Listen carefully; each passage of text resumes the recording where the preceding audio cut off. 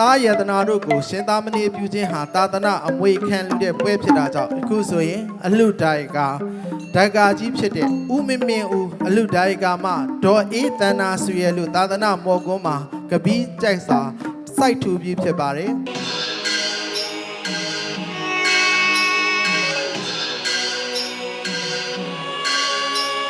မင်္ဂလာပြောညော်အလင်္ကာသချင်းဖြင့်အောင်တည်ဖွင့်လို့ကြိုပါရောခင်ဗျာမောမာဟုဝိရမုရုပတ္တစိတိဟုမောမာဟုဝိရမုရုပတ္တစိတိဟုမောမာဟုဝိရမုရုပတ္တစိတိဟုမော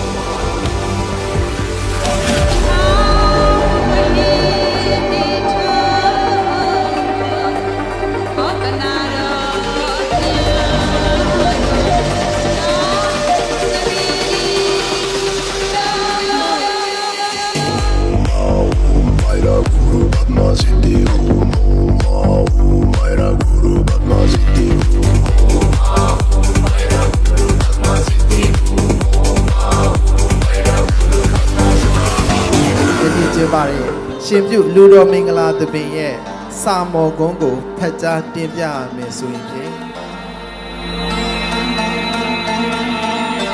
မြန်မာတက္ကရာ1389ခုနှစ်တကူးလာပြည့်ကျော်14ရက်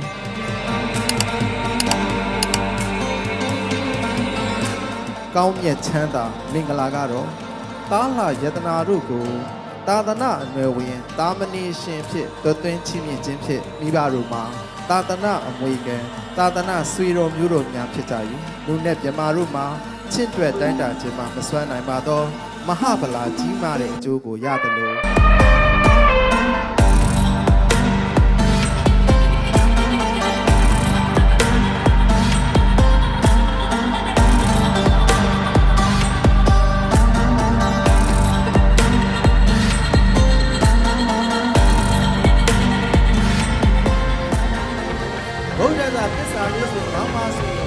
တော်မူများမြတ်စွာဘုရားအားနမောစေတနာသောစုမနောမြူလျက်ကြည်နူးတရားရှိခိုးကြတော်ပါ